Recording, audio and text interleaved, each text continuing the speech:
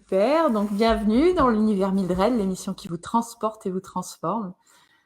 Aujourd'hui, moi j'accueille Régis Grouard, qui est énergéticien. Bonjour. Bonjour, merci Régis d'être là. Merci d'avoir répondu oui à l'invitation. C'est chouette. Moi, je t'ai découvert grâce à une amie qui connaît bien Pascal Ancelin, que j'interviewe, et je crois que tu connais bien aussi. Voilà, donc Régis, il est énergéticien, formateur en harmonisation émotionnelle. Il va nous en dire un petit peu plus là-dessus. Je vais le questionner. J'ai plein de questions à lui poser. Et puis tu aussi, on verra comment tu es devenu de marketeur à médium guérisseur. Donc déjà, moi là, j'avais envie de te demander comment ça t'est venu ce goût pour l'aide à l'autre, pour l'accompagnement, accompagner l'autre. Alors, je pense que c'est quelque chose qu'on a, on est avec en fait. Je pense que voilà, tout petit, on le voit d'ailleurs dans les cours de récré, il y a des comportements très différents. Il y en a qui prêtent leurs affaires volontiers, il y en a qui consolent volontiers, et puis ils sont presque faits pour ça. Donc moi, quand j'étais plus jeune, j'étais toujours celui qui écoutait, à qui on se confiait. Et puis j'ai toujours aimé ça, aider l'autre. Et aider l'autre, pas forcément dans ses problèmes. Parfois, j'ai été prof de tennis. Et même là, moi, j'aimais bien, je donnais des leçons gratuites. Dès que je voyais quelqu'un était hyper motivé et tout ça, je restais plus longtemps. Et je prenais à cœur de même l'aider à ce niveau-là. Donc j'ai toujours aimé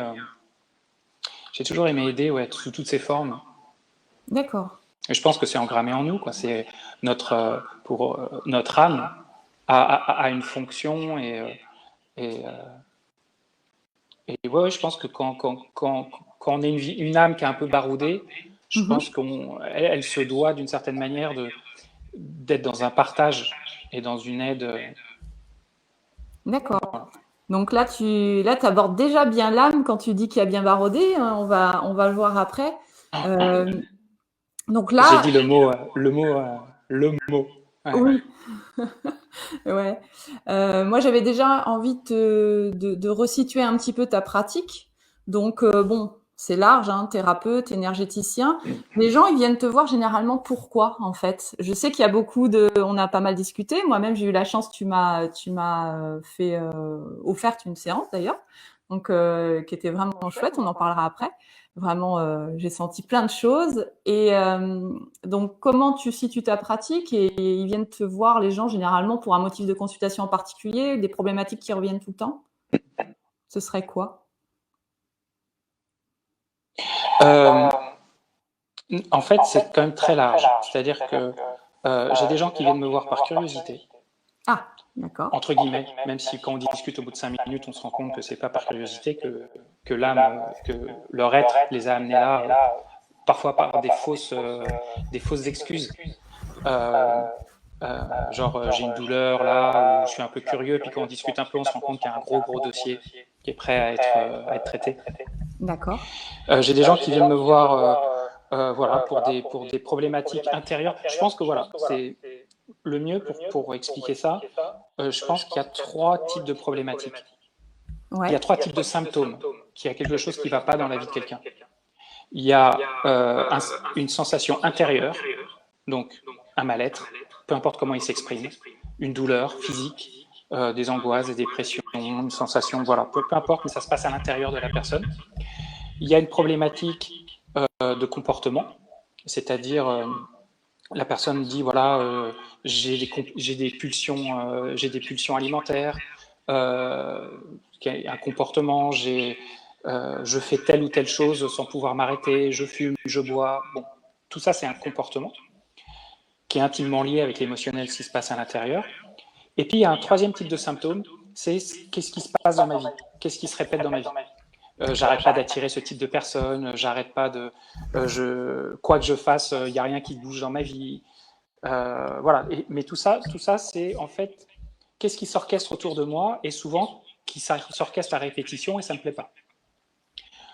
Donc ça, pour moi, ce sont les 3 symptômes qu'expérimentent les gens, les 3 types d'inconfort, d'une certaine manière, qu'expérimentent les gens. Donc les gens viennent me voir pour un ou ces 3 éléments, pour D'accord. changer, voilà, sur ce plan-là.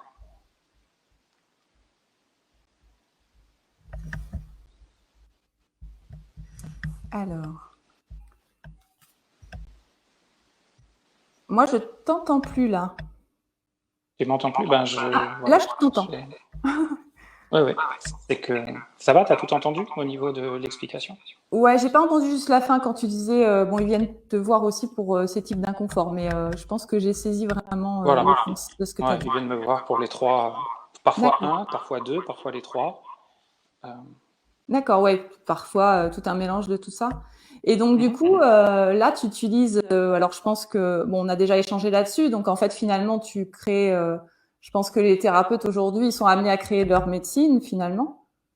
Et Je pense qu'il y a autant de thérapeutes qu'il y a d'hommes, tout à fait. surtout dans l'énergétique, parce Ouais, que c'est vraiment l'énergétique dépend beaucoup du câblage de la personne, de sa tuyauterie, j'ai tout à envie de fait, dire, ouais. de son niveau de conscience, de son ouverture de cœur, de son ouverture, sur plein de plans, De ces parce résonances, que tu de veux son dire? ancrage, voilà. Donc, en fait, l'énergétique, euh, le thérapeute n'est qu'un vecteur, Un intercesseur. n'est qu'un intermédiaire. C'est pour ça que ça s'appelle médium d'ailleurs. D'accord, ouais. Voilà. Le Ça, mot médium est assez mal compris. Souvent, des personnes se disent médium, c'est Madame Soleil. J'ai envie de dire oui, mais pas que. C'est-à-dire que médium, ça veut dire intermédiaire. Mais on peut être intermédiaire d'énergie, on peut être intermédiaire euh, d'énergie qui se matérialise sous forme d'information, donc d'images, d'ententes, de sons, mais parfois pas du tout. Parfois, c'est juste des gens qui passent leurs mains, il y a une énergie qui traverse et qui passe à travers leurs mains. Voilà, donc, et ça reste un intermédiaire. Donc toi, tu dis que tu es un médium guérisseur. Je mets ce mot, alors mot guérisseur, ça fait un peu pompeux, mais quand quelqu'un vient pour un mal-être et qui revient et qui n'a plus ce mal-être, pour moi, je dis qu'il est guéri de ce mal-être. Donc Oui, c'est une forme de guérisseur. oui, oui. Ouais. Voilà. Bon, c'est-à-dire que tous ces mots-là Mais sont compliqués, mais je pense que quand on les resitue, c'est assez juste, hein. ouais, voilà. Le guérisseur, c'est pas juste le marabout ou le rebouteux qui une personne a un zona, il passe ses mains, il a guéri le zona. C'est pas forcément que sur du côté physique. C'est D'accord. aussi, et comme tout est lié.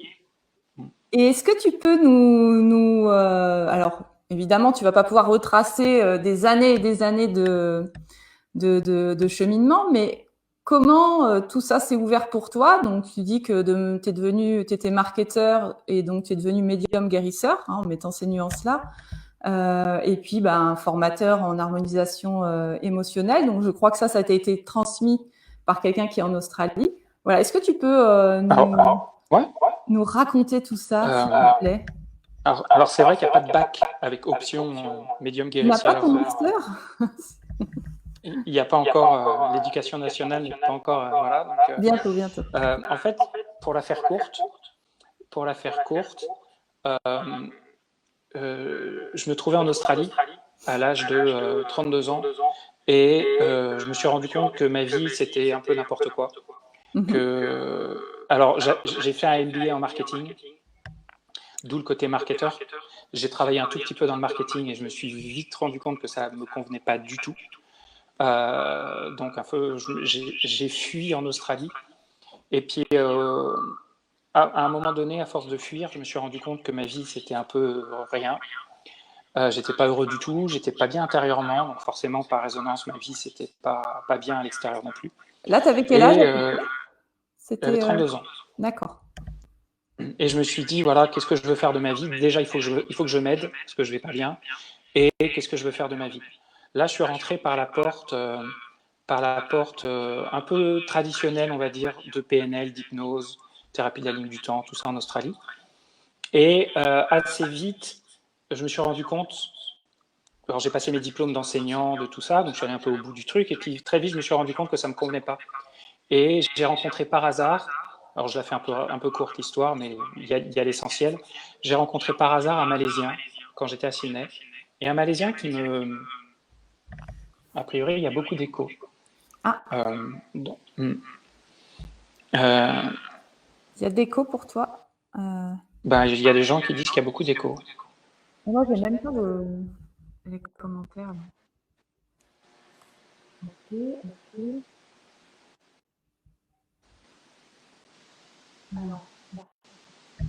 C'est peut-être, tu m'entends et ton micro En fait, moi j'ai réverbère. j'ai le souci de devoir rester loin de l'ordinateur pour pas que les enceintes de l'ordi, que mon micro fasse de la réverb, en fait. Mais là, je peux pas aller plus loin que ça. Mais alors attends. Déjà, faut que les ou sinon, quand je parle, tu coupes ton micro. Ouais, mais ça va m'obliger à chaque fois. Peut-être. Ouais. Et ouais, mais là, attends, j'ai pas le. Non, j'ai même pas le. Non, je vais pas pouvoir faire ça parce que ça va être ingérable pour moi de revenir à chaque fois. J'ai pas le micro devant, j'ai pas d'icône de micro, c'est sur. Et là, il y a tout le temps de la réverb parce que moi, j'entends super bien. Toi? Bah moi, j'entends bien aussi, mais j'ai pas de réverbération. Il y a de l'écho quand Régis parle. Il y a de l'écho, mais une ambiance disco. C'est mieux quand tu t'éloignes. Ouais, c'est mieux quand je m'éloigne. Et je peux pas aller plus loin en fait. Je peux pas pousser le canapé ni. Et après, je vois plus les commentaires si je suis trop loin de l'ordi. Donc, comment on va faire?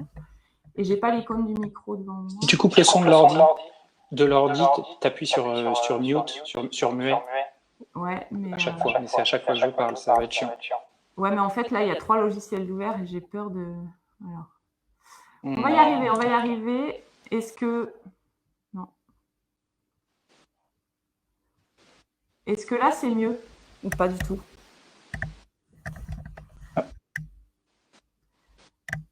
Est-ce que tu m'entends ou pas? Bon, je sais pas. Est-ce que c'est mieux? Est-ce que c'est mieux? Ouais, moi je t'entends bien. Donc je sais pas si c'est mieux. Est-ce que tu m'entends là? Ça va rentrer doublement. Moi je t'entends bien. Et tu m'entendais pas juste avant? Quand j'avais coupé? Si, je t'entendais, j'étais juste. Ah! Si. Ouais. C'est mieux a priori. Mais après, moi, pour interagir avec toi, de devoir à chaque fois rallumer, ça va être compliqué. Est-ce que là, tu m'entends ou pas? Oui. C'est bon. Non? Oui? Tu m'entends ou pas? Oui. Alors, baisse le son de l'ordi. Ok. Est-ce que là, c'est mieux? J'ai baissé le son de l'ordi, comme me dit... Ouais. Bon, bah, dites si ça va mieux ou pas. Est-ce que ça va mieux pour vous? Ouais, nickel, a priori c'est mieux. Merci, c'est gentil, merci de répondre, super. Bon, vous le redites si jamais, parce que moi, j'avais pas les commentaires qui se défilaient, et là, ils défilent. Donc, c'est OK. Bon, voilà. Merci.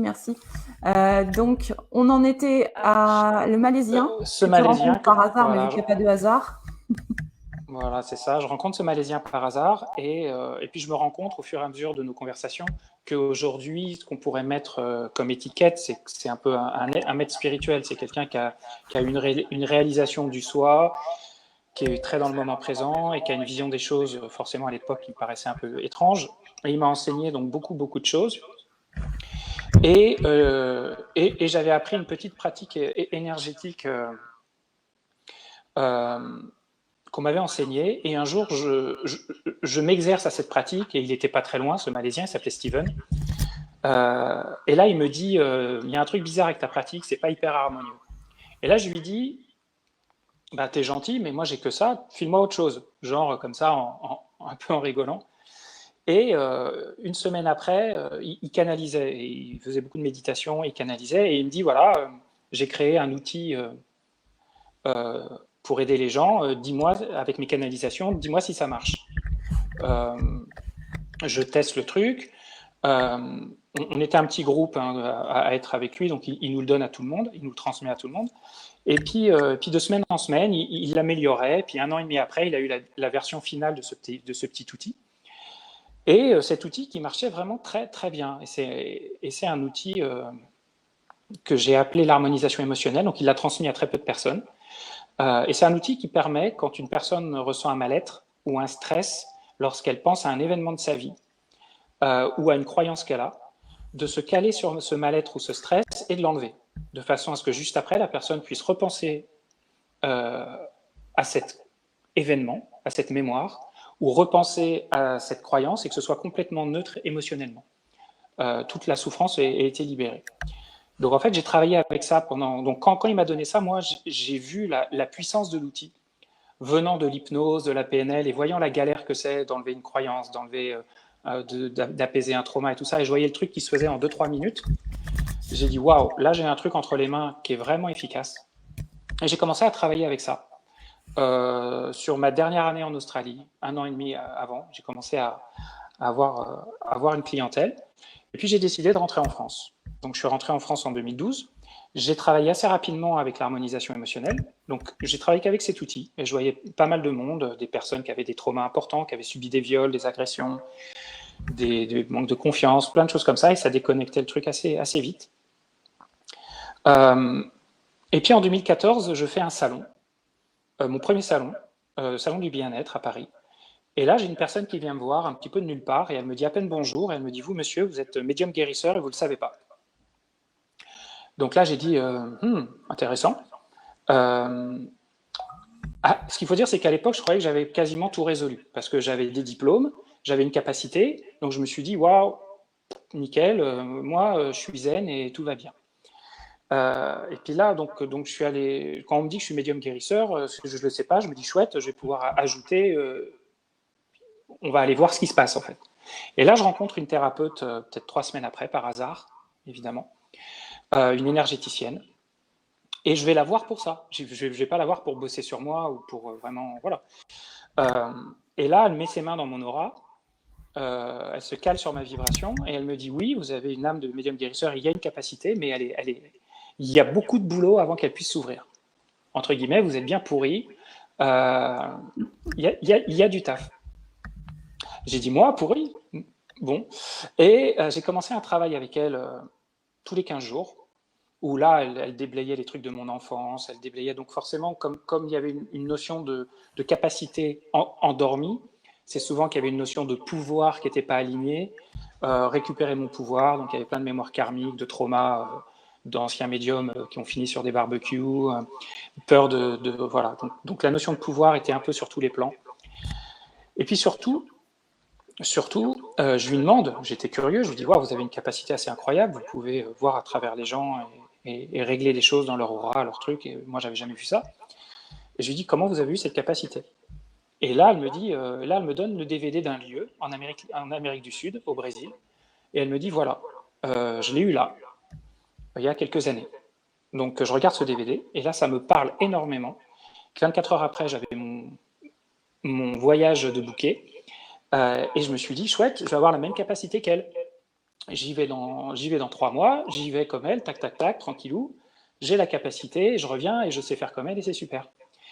Donc j'y vais, je vais au Brésil dans ce centre. Entre-temps, je continue les séances avec elle. Et alors je reviens, alors expérience incroyable, plein d'opérations spirituelles, une avancée intérieure évidente, mais pas de capacité. Ah, c'est pas possible, on y retourne. Et quand tu 3 dis mois après, j'y retourne à nouveau. Quand tu dis opération spirituelle? Ouais, ce lieu faisait des opérations très, très puissantes énergétiques. Comme des séances, quoi. C'est aussi des séances, à peu près. D'une certaine manière. D'accord. D'une certaine manière. Voilà, mais en beaucoup, beaucoup plus fort. En beaucoup plus. Voilà. Et donc j'y retourne 3 mois après, en me disant bon, cette fois-ci, je vais l'avoir, ma capacité. Et je reviens, toujours rien. Donc moi qui suis un peu têtu et persévérant, j'y retourne 3 mois après. Toujours rien. Bon, et là, je commence à lâcher un petit peu, je continue à bosser sur moi, mais voilà. Et 1 an après, en 2016, 4e voyage, c'est là où ça s'est ouvert. Donc, il a fallu 2 ans de nettoyage, d'être plus mature sur beaucoup de choses, que mon câblage intérieur, que ma vibration soit suffisamment élevée, que toute ma structure puisse accueillir une capacité telle que mon être avait envie que ça se fasse. Donc, ça s'est ouvert en avril 2016. Et donc là, ma pratique d'harmonisation émotionnelle que le Malaisien m'avait enseignée, je l'ai mise de côté. Et j'ai commencé à travailler différemment dans l'aura des gens, en pouvant avoir accès aux problématiques karmiques, les problématiques de vie passée, transgénérationnelles, les magies noires, remettre l'aura, couper les cordons éthériques, voilà, tout ce qui se passe dans l'aura et qui dirige en profondeur la vie des gens. Et en parallèle, et après ça, j'ai commencé à enseigner l'harmonisation émotionnelle. Donc, ce que m'avait transmis le Malaisien, Je l'utilisais plus trop. Par contre, j'ai commencé à le transmettre et à faire des formations dessus. D'accord, ça c'est quand tu es revenu en France. Ça c'est les formations, quand je suis revenu en France, j'ai travaillé avec l'harmonisation émotionnelle, ce que m'a donné le malaisien, jusqu'à ce que cette capacité en 2016 s'ouvre au Brésil. D'accord. Quand cette capacité s'est ouverte, j'ai mis l'harmonisation un peu de côté, mais j'ai commencé à l'enseigner. Ok. Voilà. Donc maintenant, quand je vois les gens en séance individuelle, je ne fais pas d'harmonisation, quasiment pas. J'essaie d'être très clair là-dessus parce que je sais que certaines personnes, ça peut être confusant. D'accord, oui, on reviendra dessus si tu veux, mais là, tu as placé quelques mots qui m'intéressent, notamment sur le karma. Est-ce que tu peux, le karma transgénérationnel, est-ce que tu peux nous donner, toi, pas ta définition, mais qu'est-ce que tu entends par karma ou qu'est-ce qui, ta définition aussi du karma, ou comment tu le vis, ou ta propre vérité d'expérience? Je pars du principe qu'un être humain, c'est une âme qui a vécu beaucoup de vies avant. Et en fait, on reprend de vie en vie, d'une certaine manière, là où on en était. Et chaque vie est orchestrée pour nous donner les enseignements qui vont nous permettre de continuer à avancer. Donc si jamais on galère un petit peu avec la notion d'injustice et que ça fait plusieurs vies qu'on a du mal à passer outre et que ça nous reste en travers de la gorge et qu'on a du mal à dépasser cette notion, eh ben on va le revivre. Et on va donc créer des environnements où l'injustice va être présente pour continuer à travailler dessus. Donc en fait, pour moi, je pars du principe que notre réalité n'est qu'une orchestration, en grande partie pour orchestrer des répétitions karmiques, mais aussi du transgénérationnel, ce que nos parents nous ont transmis à travers les générations. Donc en fait, d'une certaine manière, notre réalité n'est qu'une émanation de nous-mêmes, n'est qu'un reflet de ce qu'on est, de ce qu'on a en nous. Mais ce qu'on a en nous, c'est pas que ce qu'on a vécu dans notre enfance et les croyances qu'on a, c'est aussi tout ce qu'on se trimballe au niveau karmique, toutes nos vies passées, et le transgénérationnel. Et ça, on orchestre ça autour de nous pour le travailler, pour y être confronté, et parfois pour prendre conscience qu'on a certains problèmes. Forcément, quand on a quelque chose de karmique en nous, donc notre conscient, notre mental, lui, il n'est pas en contact avec ça, c'est notre âme qui y est. Mais c'est ce qui ne veut pas dire qu'on ne l'a pas en nous. Mais pour pouvoir le réveiller et le travailler et le dépasser, il faut bien, comme on n'en a pas conscience, qu'on en prenne conscience. Et la meilleure façon d'en prendre conscience, c'est que ça nous soit présenté à travers des événements, à travers des rencontres, à travers de l'interaction entre personnes.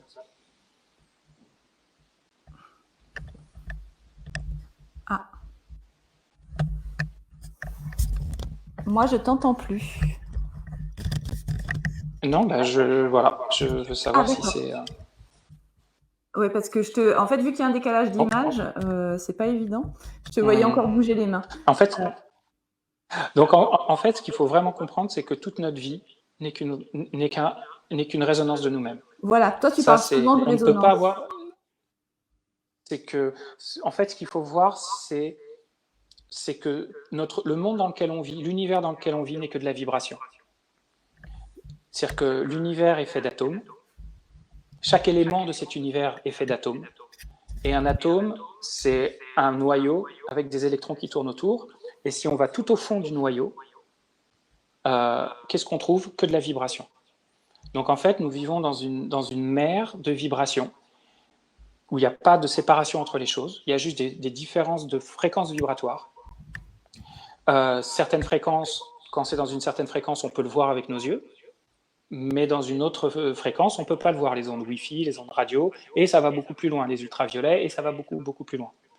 Donc ça veut dire qu'un être humain, il y a un corps physique, donc ça reste de la vibration, mais c'est dans une fréquence qui a une certaine densité, donc on peut le toucher, mais ce n'est pas que ça. Il y a aussi différentes couches.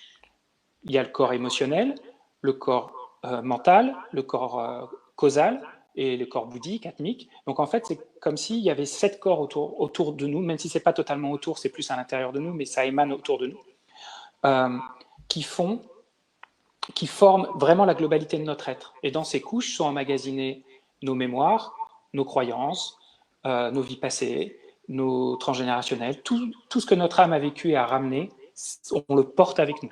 Et ça fait qu'on est une grosse bulle vibratoire et on vibre avec une fréquence unique parce qu'il n'y a pas deux personnes qui ont la même histoire.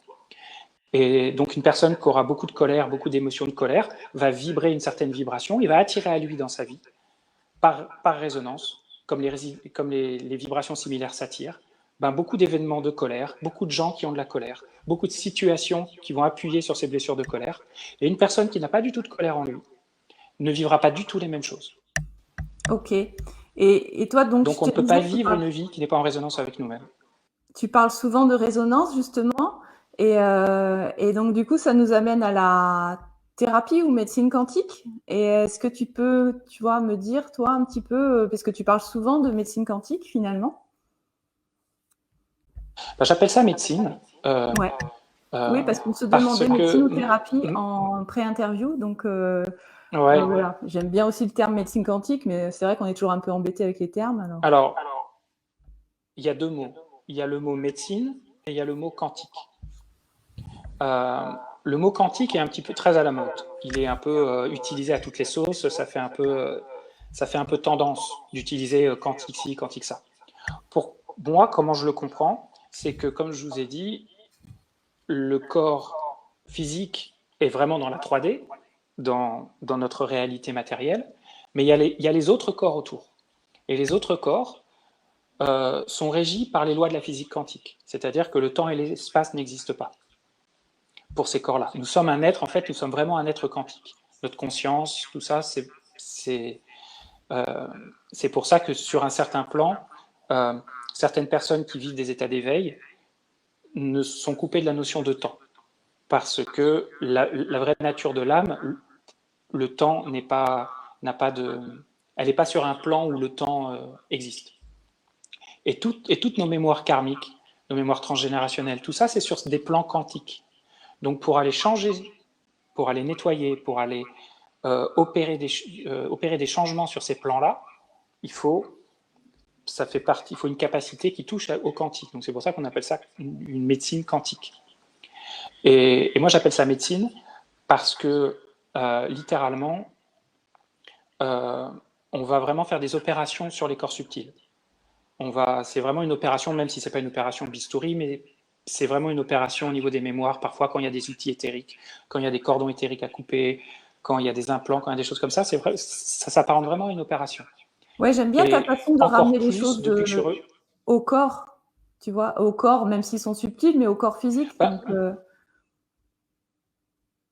En fait, le corps physique matérialise d'une certaine manière, comme la vie autour de nous matérialise tous ces plans quantiques. Ils sont exprimés à travers la matière. Mais en 2019, je suis allé aux Philippines et j'ai fait 3 semaines de formation avec un guérisseur philippin. Et depuis mon retour, ma pratique a changé. Ce qu'il faut dire, c'est que pendant ma pratique, moi, je perds le contrôle de ce que je fais. Alors, si je veux le reprendre, je le reprends. Mais quand je me laisse aller, c'est comme si mon corps savait ce qu'il devait faire.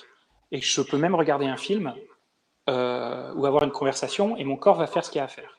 Donc, en fait, je n'ai pas besoin d'avoir d'informations sur ce que je fais. Il y a une partie de moi qui sait parfaitement, qui voit des choses que mon mental ne voit pas et qui fait. Et de temps en temps, j'ai des nouveaux gestes qui apparaissent. Je dis, tiens, j'ai jamais fait ça. Mais c'est pas... en fait, ça, c'est quelque chose, j'ai remarqué quand je parle de ça, les gens, ils ont du mal à comprendre la... C'est pas comme si je me dis, tiens, je mettrais bien ma main là et je décide de la mettre. C'est comme si ma main y va malgré moi. D'accord, c'est quand on revient à ce que tu disais au début, cette notion de tuyauterie pratiquement ou d'intercesseur. Voilà, c'est que... Est-ce que là, c'est le médium encore? Le médium au vrai sens du terme? Oui, c'est ce qui passe à travers moi m'utilise comme un outil. Et en fait, c'est comme si j'étais un pantin d'une certaine manière. Et au fur et à mesure, ce qui est marrant, c'est qu'en 2016, quand ma capacité s'est ouverte, j'avais que 2 gestes. Et parfois, je tournais autour de la table pendant 40 minutes. Et j'avais aucun contrôle. C'est-à-dire que parfois, je me suis même mis à courir autour de la table. En faisant un geste étrange. Et les gens avaient des changements. Et puis, quand je suis retourné au Brésil, j'y suis allé une quinzaine de fois en tout, quand je suis retourné au Brésil, quand je travaillais sur moi, tout à coup, il y a un autre geste qui est arrivé. Et puis mon temps c'est raccourci. C'est comme si je pouvais faire la même chose, plus en 1h30, mais en 1 heure. Et comme ça, et au fur et à mesure, c'est comme si je grandissais dans ma pratique. Donc c'est assez déroutant et étrange. Maintenant, quand je fais une séance, ça dure entre 20 minutes et 40 minutes. Et ça a complètement changé. Je te coupe, je sais que normalement les questions des internautes c'est à la fin, mais là il y a quelqu'un qui dit d'où viennent ces énergies ? Point d'interrogation. Si on peut parler d'énergie. Oui, oui, tout à fait. D'où viennent ces énergies ? C'est comment le définir ? Ce qu'il faut comprendre, c'est qu'il y a très peu de gens qui travaillent seuls. Même les gens qui ne savent pas qu'ils travaillent avec quelqu'un, souvent ils sont accompagnés. Voilà. On a tous des guides autour de nous. Il n'y a pas une personne qui vient sur Terre sans être accompagnée par des guides qui vont l'accompagner dans son incarnation. Et très souvent, on a de l'aide dans l'invisible. Alors parfois c'est par les guides. Moi je sais que mes guides sont très présents dans mes soins. Et puis parfois c'est par d'autres choses. Et d'ailleurs, comme je disais, depuis que je suis revenu des Philippines, j'ai commencé à avoir des gestes très très similaires des guérisseurs philippins. Donc les guérisseurs philippins sont des guérisseurs qui mettent leurs mains dans le ventre et ils retirent les mains, il n'y a pas de cicatrice. Alors moi je ne fais pas ça, mais par contre je touche énormément le ventre et je fais des choses, ça c'est quelque chose que je ne faisais pas avant. Et a priori, depuis que je suis revenu des Philippines, il y a des énergies qui travaillent avec les guérisseurs philippins qui se sont liées à moi, d'une certaine manière. Et c'est pratiquement des automatismes, en fait, c'est ça. Et petit à petit, ça évolue. Et tu dirais que j'ai aucun... ça évolue au fil du temps, ou est-ce que ça évolue en fonction du motif de consultation des gens ou de la séance? Ou de ta propre Non, ça évolue en fonction de mon évolution à moi. Ouais, voilà, ou de ta propre... C'est ça. Ok. C'est vraiment ça que tu Alors après, il y a des gestes selon les séances. Chaque séance sont différentes parce que chaque personne ne vient pas avec la même problématique. Donc, il y a des gestes que je ferai beaucoup sur une personne, beaucoup moins sur une autre. Il y a certaines personnes que je touche très peu. Il y en a d'autres, je vais passer quasiment toute la séance à leur trifouiller le ventre. Voilà, c'est un peu la découverte à chaque fois. Et moi, j'ai vécu une séance à distance. Donc là, tu m'as fait vivre une séance à distance. Et donc là, c'est pareil, en fait. Toi, tu es tout seul de ton côté parce que là, on était qu'au téléphone, en fait, donc je te voyais pas. Tu fais des gestes, qu'est-ce qui se passe de ton côté, en fait? Je mets mon téléphone sur la table, en haut-parleur, mais même pas besoin. Et puis, je mets l'intention que tu sois sur la table. Et là, ça commence. Okay. Donc là, ça se met en route et je tourne comme si tu étais sur ma table. Donc moi, je l'ai vécu. Si tu peux expliquer un petit peu là comment tu accueilles. Alors les gens, ils arrivent, tu leur parles et voilà, je te laisse expliquer concrètement, factuellement une séance pour ceux qui auraient envie de... Les gens arrivent et puis ils m'expliquent le pourquoi du comment ils sont là. J'ai pas besoin des détails. J'ai pas besoin, alors voilà, ma grand-mère, il y a tata. J'ai pas besoin de tout ça parce qu'en fait, la réalité, c'est que la séance, elle a déjà commencé. C'est-à-dire que la séance, elle a déjà commencé la veille. Parce que sur les plans subtils, comme je vous ai dit, le temps et l'espace n'existent pas. Donc j'ai eu des clients qui étaient très très sensibles et ils m'ont dit c'est simple, il y a 3 heures dans le métro, j'ai senti déjà que l'opération commençait. Ouais, je te l'avais dit ça, alors que je ne le savais pas donc moi aussi. Ouais. Donc les gens viennent parce que le mental, il a besoin de cadrer les choses. Il a besoin de dire ça y est, je suis là, ça y est, je suis sur la table, donc ça va commencer. Mais en fait, au niveau quantique, ça se fait pas du tout comme ça.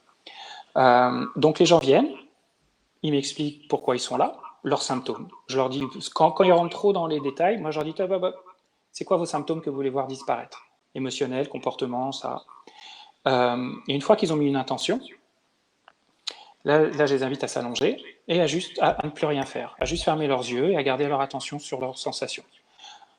moi, ça va commencer, et puis à un moment donné, ça va s'arrêter. C'est que tout ce qui a pu être fait aujourd'hui a été fait. Tout ce que leur structure était capable de lâcher aujourd'hui aura été. Et moi, ce à quoi j'avais accès, parce que voilà, je ne peux pas tout faire. Je suis limité par mon évolution et par ma pratique. Et il y a des choses que d'autres personnes peuvent faire et que je ne peux pas faire. Mais si les gens sont venus à moi, c'est que, en tout cas, j'avais un rayon d'action pour pouvoir les aider. Donc, ce que j'ai pu faire aujourd'hui, je l'ai fait. Ensuite, il y a une intégration d'une quinzaine de jours où ça va continuer à travailler. Il y a des gens qui m'ont dit pendant 2-3 jours, ils ont pleuré tout le temps, ils ont eu des douleurs. Le corps continue à évacuer des choses. Parfois, ils se sentent super bien. Parfois, il y a une synchronicité. J'ai une cliente qui m'a dit un jour, elle venait parce elle était dans une relation avec son mari qui n'allait pas, et elle voulait arriver à avoir la force de le quitter. Ok, donc moi je dis jamais ce qu'il faut qu'il fasse ou pas. Je fais la séance s'il y a un blocage, s'il y a une peur, s'il y a quelque chose. Et elle m'a dit, quand elle est revenue pour la deuxième séance, elle m'a dit c'est incroyable, il y a 2 jours après la séance, c'est comme si quelqu'un d'autre parlait. J'ai dit à mon mari, je te quitte. Mais elle m'a dit, c'est pas moi qui parlais, c'est ma bouche qui a parlé toute seule.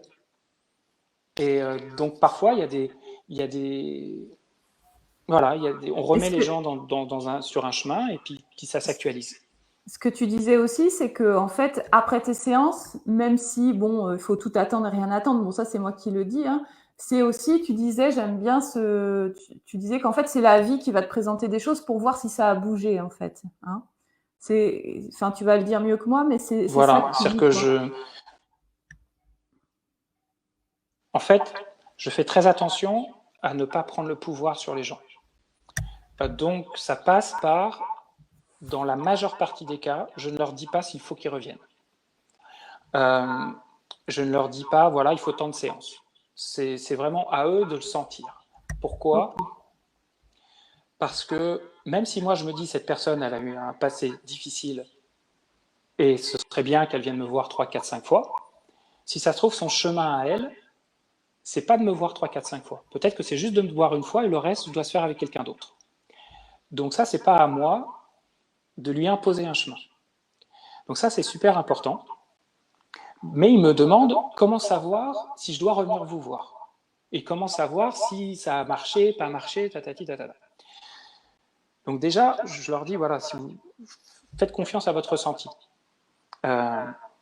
J'ai 2 cas où, au bout de 2 séances, il n'y avait rien qui avait changé. Mais rien. Et ils sont revenus une 3e fois. Et ils m'ont dit tous les deux, ils m'ont dit, franchement, on ne sait pas pourquoi on est là. Mais voilà, parce qu'il n'y a rien qui a bougé. Ils ont fait une 3e séance. Et là, ils m'ont dit une semaine après la 3e séance, là, toute leur problématique s'est effondrée. C'est comme si on leur avait enlevé le truc. Pourquoi ça ne s'est pas fait après la première ? Pourquoi pas après la deuxième ? J'en sais rien. C'est qu'on a travaillé sur des trucs qui étaient nécessaires de faire avant, pour après avoir accès à l'essentiel. Donc, et ils ont senti revenir, malgré tout. Donc, ils se sont calés sur leur ressenti profond. Et c'est ça le plus important. Ouais. Donc, j'essaie de donner quand même des clés aux gens. J'essaie de leur dire, et là, je vais répondre à ta question, j'essaie de leur dire, voilà, la vie ne vous ment jamais. Ça veut dire que, comme j'ai dit, la vie n'est qu'un reflet de vous-même. Ça veut dire que observez vraiment ce qui se passe dans votre vie. Et la vie va vous montrer si ça a avancé ou pas. Si vous avez une angoisse tous les matins au réveil, si la semaine d'après le soin, vous avez une angoisse que 2 matins dans toute la semaine, ben, c'est qu'il y a eu une progression. Ou si l'angoisse était à 10 sur 10 et maintenant elle est à 3 sur 10, c'est que ça va mieux. Donc il y a eu une avancée. Mais pour ça, il faut en avoir conscience. Et le problème des gens, c'est que souvent, ils sont tellement dans la tête qu'ils sont coupés de leur corps et ils ne savent pas se regarder, ils ne savent pas s'observer. Okay. Il se passe des choses dans le corps et ils ne les voient pas. Après, observez s'il y a des choses qui ne se faisaient pas dans votre vie, si tout à coup vous rencontrez quelqu'un ou si une voilà, par exemple, j'ai un client qui vient me voir, il me dit ma belle-mère, elle me déteste. C'est simple, c'est horrible avec elle. J'ai l'impression que je suis le diable. Donc forcément, quand une personne me dit ça, je me dis ça, il y a un gros truc karmique entre eux qui est en train de se rejouer. Donc j'ai fait une séance, on a coupé tous les trucs karmiques, et il me dit 15 jours après, il me dit c'est incroyable, honnêtement, elle m'adore. C'est plus la même personne. Et donc toi elle m'a invité à déjeuner. Quand il arrive comme ça, tu as l'info que c'est karmique, en fait, ça te vient comme ça d'un coup? Je ne le sais pas. Non, en fait, moi, j'ai pas d'informations sur ce que je fais.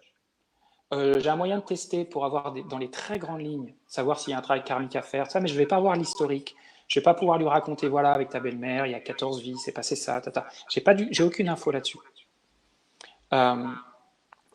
Mais je sais par expérience que quand il y a un relationnel difficile avec quelqu'un, qui que ce soit, il y a une racine karmique quelque part. D'accord. C'est une répétition de trucs qui se sont passés, qui ne sont pas digérés.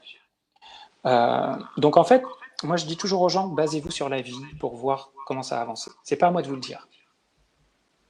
Parce que même si j'avais des infos, enfin moi, dans mon parcours, j'ai vécu plein de fois des situations où des thérapeutes m'ont raconté plein de trucs, et il y en a certains, ils se sont plantés sur toute la ligne.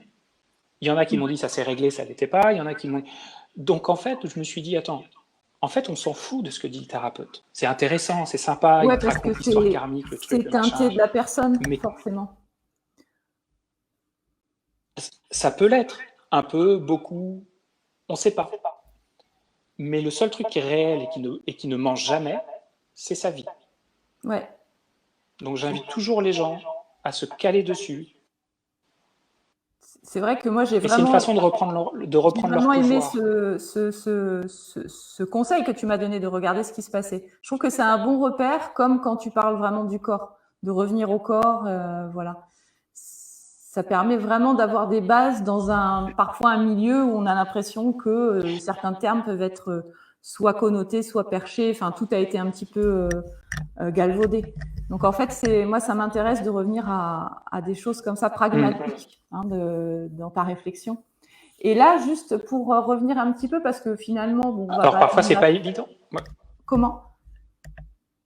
Tu m'entends? Parce qu'il y a un décalage à chaque fois. Non, je disais, parfois, c'est pas évident, parce que après... Ouais. Ouais. Parfois, c'est pas évident, parce qu'après une séance, parfois, c'est pas suffisant pour voir de gros changements. Ok. Parfois, c'est évident, et parfois, ça ne l'est pas. Ouais, il faut avoir une observation subtile. Donc, c'est la subtilité. Et comme je dis, parfois, oui. Tu m'entends, là? Je ne sais pas si ça s'arrête des fois ou si... Il y a un décalage. Ok, bon. On va y arriver, parce que moi, j'ai l'image décalée. Après, je t'entends plus. Donc là, je voulais juste... il y a quand même des questions qui sont chouettes. Tout en haut, avant qu'elles partent complètement, c'est une question qui fait référence à tout à l'heure sur comment on trouve ces guides. C'était Cécile qui a posé cette question. Après, il y a une autre question aussi sur les schémas répétitifs. Mais il y a des gens... Bon. Il y a des gens qui ont une capacité de rentrer en contact avec eux, de les voir. Moi, je ne l'ai pas. Mais encore une fois, c'est ce que vous disent les gens. J'ai envie de dire, c'est pas hyper intéressant. Enfin, c'est pas hyper utile. C'est intéressant. C'est sympa. Waouh, j'ai tel guide. Alors, il faut comprendre que des guides, ça peut changer. C'est-à-dire qu'en fonction d'où on en est, en fonction de notre évolution, parfois, il y a des changements de guide. Parce que le guide qu'on avait à notre naissance n'est plus adapté à où on en est. Donc, il y a un nouveau guide qui arrive. Donc, c'est intéressant, mais techniquement, c'est pas hyper utile. D'accord. C'est parfois, et vous avez aucune certitude que la personne qui vous dit t'as tel guide a raison ou pas. Donc, ok, j'ai ce guide, super. Et donc, toi, c'est ton expérience là qui t'a amené à cette conclusion, ou est-ce que c'est un enseignement que tu as capté par rapport au guide? De quelle conclusion? De se dire que en fait, les guides, ils changent comme ça au fil du temps, qui sont là pour tout le monde. C'est vraiment ta propre expérience, c'est des formations? Non. Ouais, c'est mon expérience, parce que j'ai vu, à un moment, j'ai eu un changement de guide. J'ai 2 personnes qui ne se connaissent pas qui m'ont dit. Donc, j'en ai conclu, quand 2 personnes qui ne se connaissent pas me disent la même chose, à une semaine, 15 jours d'intervalle, sans que je leur dise rien, pour moi, c'est une validation que, ok, il se passe quelque chose. Ok. Mais techniquement, le savoir n'a rien changé à ma vie. D'accord. Je vois pas à chaque fois si c'est fini. Est-ce qu'on peut prendre là, je vais prendre une question. un peu plus longue. Je vois. Il y avait un truc sur les schémas répétitifs. Alors oui, alors bon, on va refaire, ouais, je la vois plus, mais c'était comment on se libère des schémas répétitifs. Si je m'avance, il va y avoir de la réverb, alors je suis toujours un peu embêtée. Mais c'est ça, oui, de toute façon, c'est ça, la question. Si un schéma se répète, c'est qu'il y a quelque chose dans notre structure qui continue de résonner avec.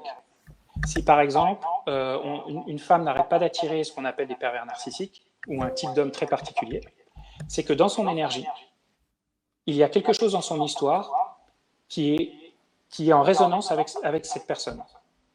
Et c'est tellement fort qu'en fait, on n'arrête pas de lui montrer à travers les autres. Donc, tant que cette énergie n'est pas libérée en elle, j'ai une cliente la semaine dernière qui n'arrête pas d'attirer des hommes violents. Son père était violent avec elle. Donc, en fait, à travers, une fois, tant qu'elle ne s'est pas libérée des mémoires de son père et de toute son histoire avec son père, elle va attirer des hommes qui vont lui montrer. En fait, elle va calquer sur les hommes son père à chaque fois. Ok. Donc, si ça se répète, c'est que c'est en nous et c'est qu'on n'a toujours pas compris le truc. Et donc, toi, tes séances, elles aident ça peut être des événements.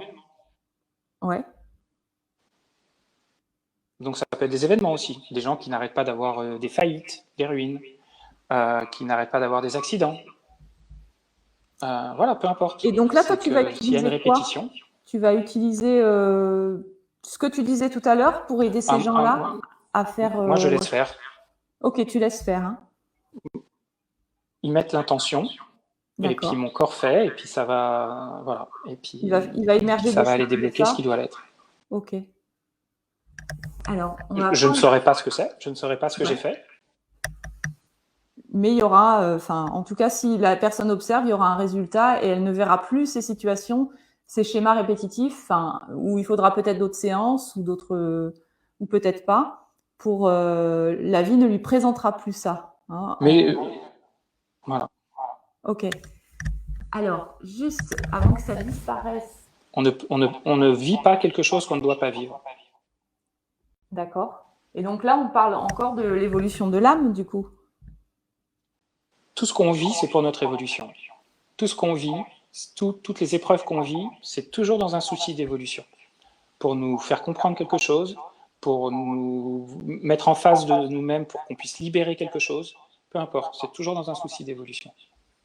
Ok. Donc, alors attends, je vais essayer de revenir sur la question parce qu'elle était un petit peu longue.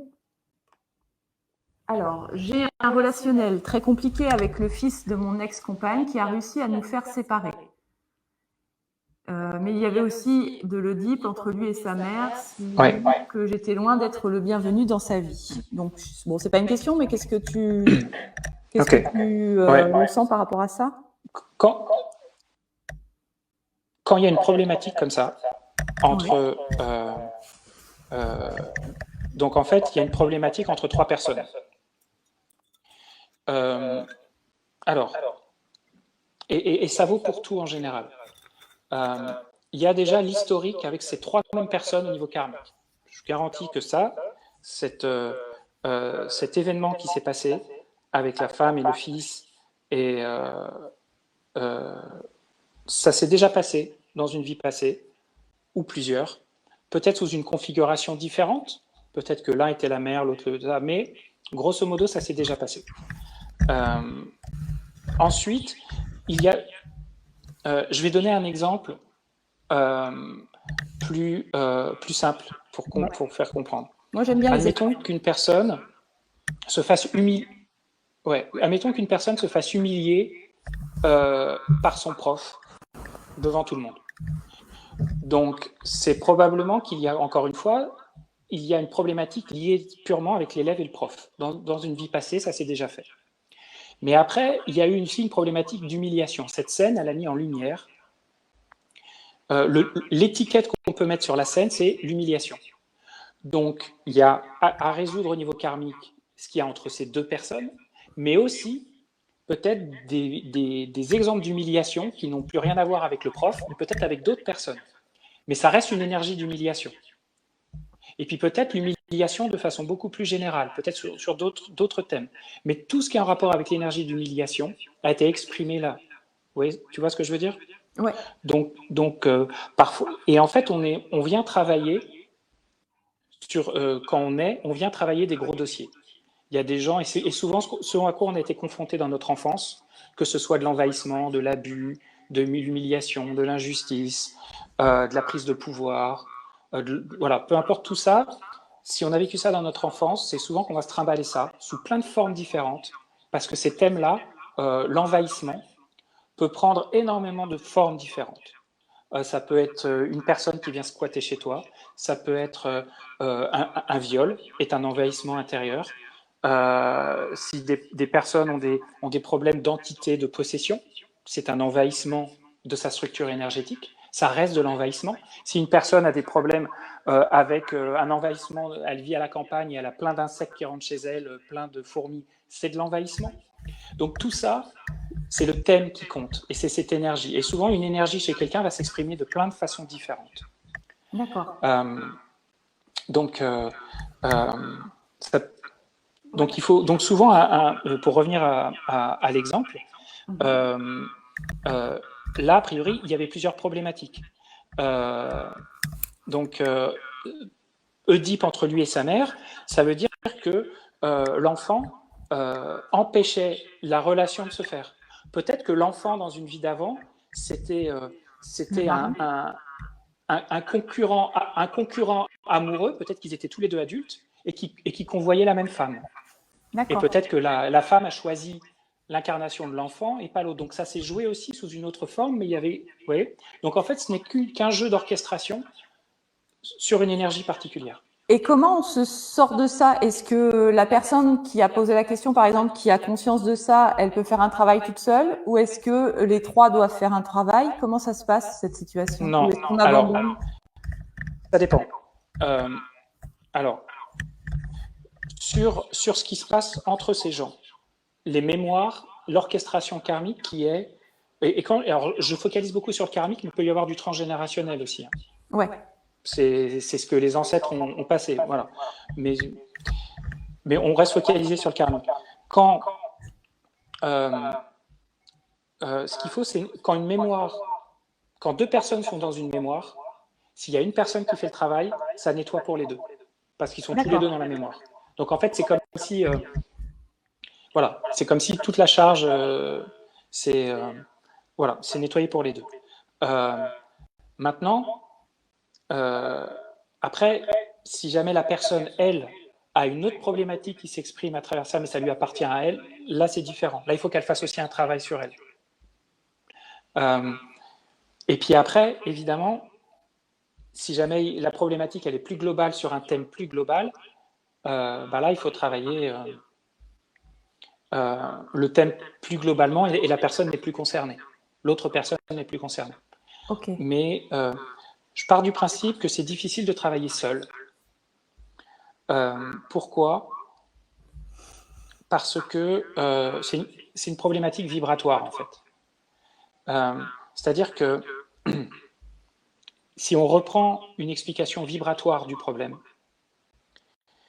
une problématique, de la colère, une mémoire douloureuse, un trauma, tout ça, on va dire, pour schématiser les choses, va avoir une vibration négative.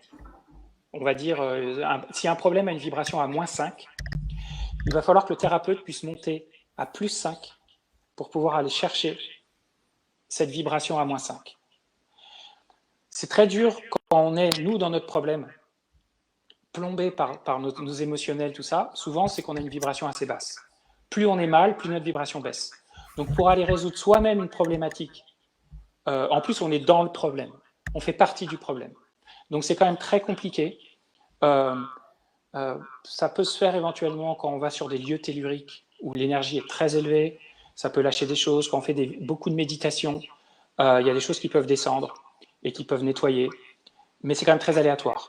Okay. Je trouve ça beaucoup plus simple d'aller voir un thérapeute qui va avoir une vibration suffisamment élevée, qui va être hors du problème et qui va pouvoir aller chercher le problème suffisamment profondément. Je trouve ça plus simple et plus rapide. D'accord. Et là, je vois, il y a une question par rapport aux chiens, mais je pense qu'il faudrait tout l'historique. Mais est-ce que déjà, toi, ta technique, tu travailles sur les animaux ou pas du tout? Je n'ai pas demandé ça. Ça m'est arrivé, oui. Si, ce sont des êtres, ça m'est arrivé que des gens me disent, au fait, mon chat, il a ça. Bon, bah, c'est pas ma D'accord. spécialité, mais ça reste des consciences avec une aura. A priori, les animaux ont un corps mental que très très fin, très minime. D'accord. Donc en fait, ils ont principalement un corps émotionnel et ils n'ont pas un corps, ils ont pas de corps spirituel, ils n'ont pas de corps où il y a les vies passées, où il y a tout ça. Ils ont un karma? Donc ils absorbent plus les problématiques de leur environnement. Non, a priori non. Voilà, c'est ce que j'ai entendu d'une personne assez compétente parler des animaux et dire que c'est pour ça qu'on les voit beaucoup dans l'amour et qu'ils sont beaucoup dans le moment présent, Oui. parce qu'en fait, ils ont quasiment pas de mental. Donc ils sont dans le cœur tout le temps, ils sont dans l'émotionnel tout le temps. Bon, ils ont un Donc peu ça moins de simplifie travail quand que même nous. grandement les choses, parce que l'être humain, c'est souvent son karmique qui, Eh oui. a Et, priori. ok. Et donc, je voulais revenir sur, on l'a abordé tout à l'heure en off. Tu dis souvent la notice de la vie, c'est uniquement nous confronter à nous-mêmes pour un souci d'évolution. Voilà, donc là, on revient à la notion d'âme, en fait. Est-ce que tu as envie de développer ça pour voir un petit peu le regard que tu poses sur l'âme ou sur la mission d'âme ou tout ce qui est dit par rapport à ça? Quelle est toi ta version à toi, en fait? Alors moi, tout ce que je partage, c'est, en général, ce sont des choses que j'ai vécues. Comment Ouais. j'ai vécu ça je suis quelqu'un, malgré tout, même si je fais un métier un peu perché, je suis quelqu'un, malgré tout, d'assez pragmatique. Ça veut dire que je veux bien croire à quelque chose, mais il faut que j'ai une validation à un moment donné. Même si au début, j'ai un instinct que c'est ça, j'ai une intuition que, voilà, je suis mon instinct, mais à un moment donné, voilà, il faut qu'il y ait une sorte de validation. Et à force d'aller voir des thérapeutes, parce que j'ai beaucoup travaillé sur moi,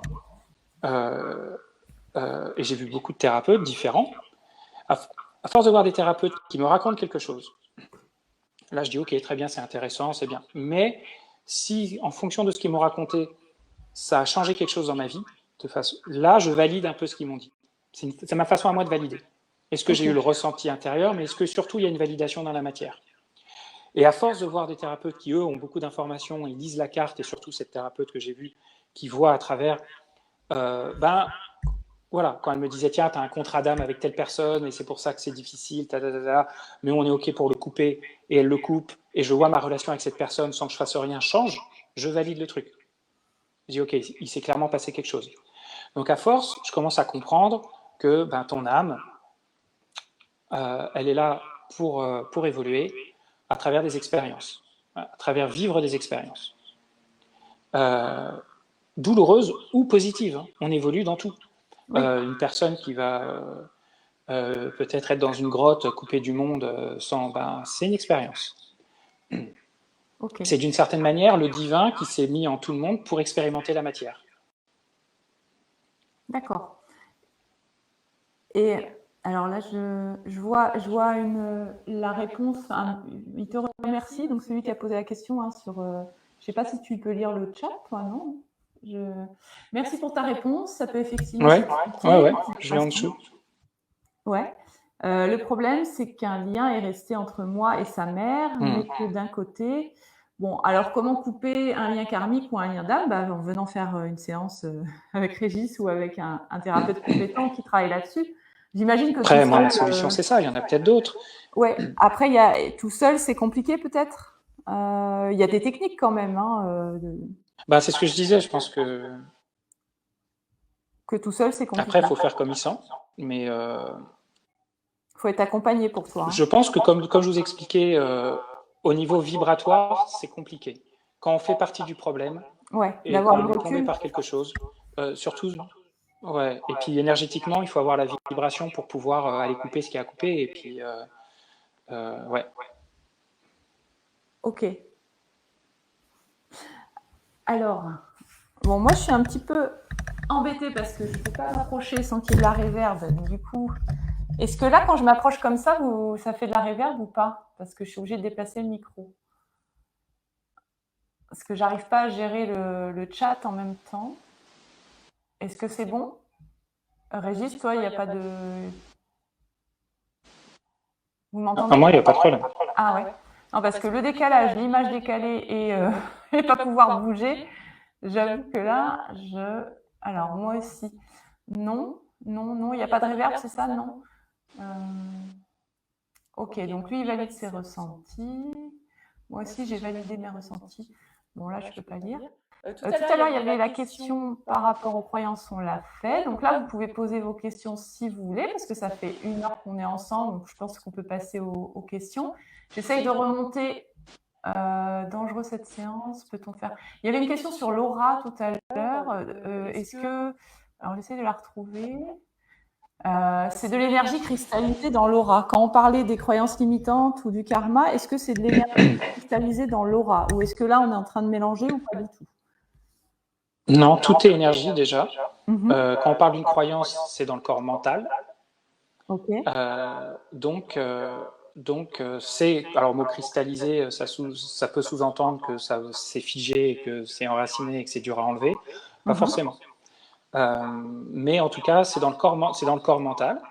Et ce n'est que de l'énergie. Donc ça peut être facilement, ça peut être changé Ok. Mais ou être. En fait, ouais. non, moi j'aime bien rebondir. En fait, je capte quand tu dis cristallisé. Bon, ça veut dire que c'est enraciné, que ça peut être compliqué. J'ai écouté pas mal de choses à toi et il y a un truc qui revient, c'est que tu trouves que l'occidental, et bon, je le valide aussi, on est tous un peu toujours en train de vouloir comprendre, en train de se dire, tiens, si c'est compliqué ou si c'est difficile, ça va être génial ou ça va marcher. Tu parles de ça pour, par exemple, la technique d'harmonisation émotionnelle, donc vu que tu es formateur quand même en harmonisation émotionnelle, et en fait, tu expliques à un moment donné ça, c'est-à-dire qu'il faut que ce soit compliqué pour qu'on le valide, et c'est beaucoup français et beaucoup occidental. Donc moi, pour avoir été comme ça à un moment donné, quand j'ai fait l'école de médecine chinoise, il fallait que ce soit une grosse école bien compliquée. Et donc là, moi, j'aime bien que tu ramènes ça à la simplicité comme ce que tu fais. Et là, donc, je sens dans ta réponse qu'il y a en fait, ça peut être un peu enraciné ou en tout cas présent, mais en fait, très rapidement, ça peut partir. Est-ce que ça, c'est quantique de penser comme ça, ou est-ce que c'est toi qui a toujours été comme ça? C'est ton expérience encore qui t'a prouvé ça? C'est mon expérience. Ouais, j'ai vu des choses. Je suis allé au Brésil voir des choses assez incroyables que j'ai vues devant mes yeux. Je suis allé aux Philippines. Quand vous voyez un mec mettre ses mains dans le bide de quelqu'un devant vous et retirer des trucs et enlever, il n'y a pas de cicatrice, ça fait bizarre.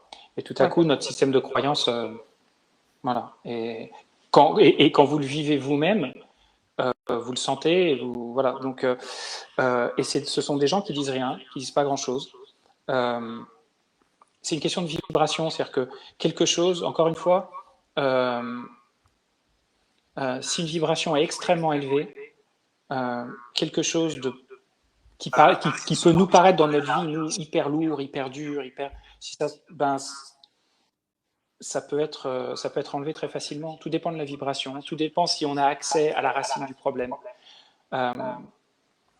C'est sûr que si une personne a une grosse magie noire karmique et qu'on essaye d'aller nettoyer le problème dans le corps mental, ça va être compliqué.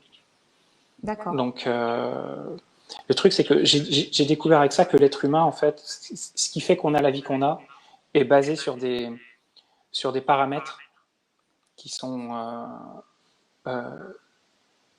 pas que juste des croyances. Ok. Donc là, il y a des questions qui arrivent. Enfin, ouais, si tu avais fini, tu vois, j'ai toujours un décalage. Là, je prends mon téléphone. Ah ouais, c'est bon. Je ne suis pas en train d'envoyer des textos, je vous rassure. J'ai un ado qui m'a dit prends ton téléphone pour les commentaires. Donc, je vais y arriver. Alors, il y a une question intéressante là. Ouais.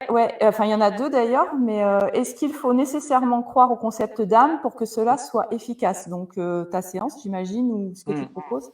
Et après, on verra la question de Cécile. Non, pas du tout. Pas du tout, parce que ça m'arrive, là encore, ma dernière séance d'aujourd'hui, j'ai fait une séance sur un enfant de 4 ans. Ah oui. Je pense que lui, la notion d'âme, il en a un peu rien à faire. Donc, ça m'est arrivé, ouais. Donc, non, du tout. C'est pas un problème de croyance. Ouais.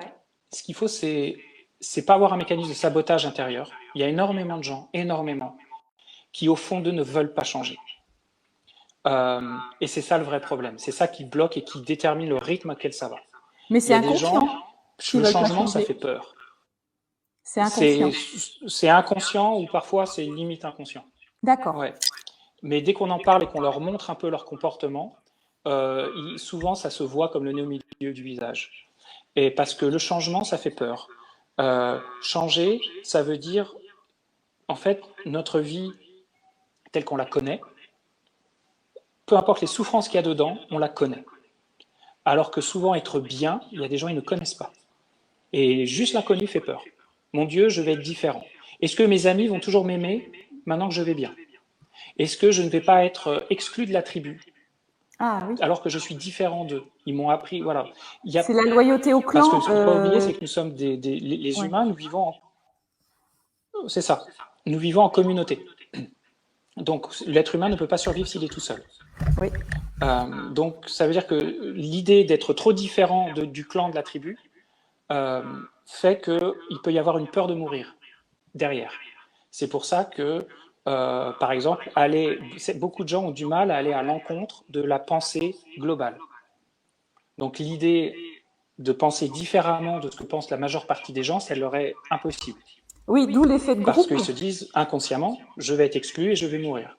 Souvent, il y a cet effet de groupe un peu partout, exactement. Même dans des contextes qui ne sont pas thérapeutiques. Hein. Voilà. Ok. Tout à fait. Donc en fait,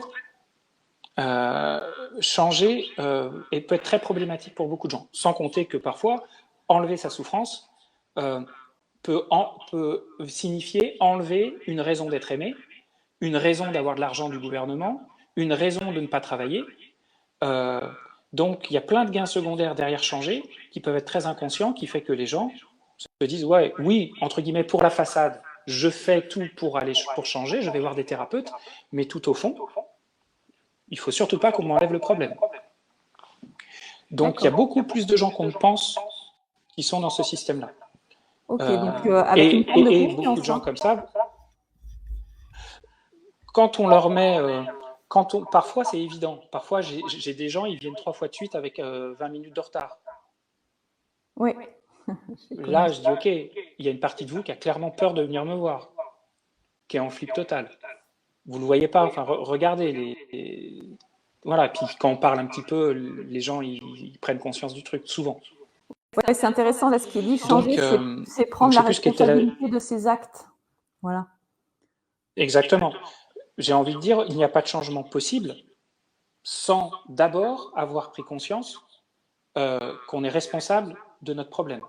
Ok. Parce que si on est une victime, si c'est pas de notre faute, ben, on peut pas agir. C'est pas de notre faute, c'est là-bas. Il n'y a pas d'action possible. Donc là, si on revient au début, là, sur, tu as bien répondu à est-ce qu'il faut croire nécessairement au concept d'âme pour que ce soit efficace. Voilà. Alors, comme j'ai dit, non, c'est pas nécessaire. Il faut jouer le jeu. Il faut être ouvert. Il faut ne pas avoir.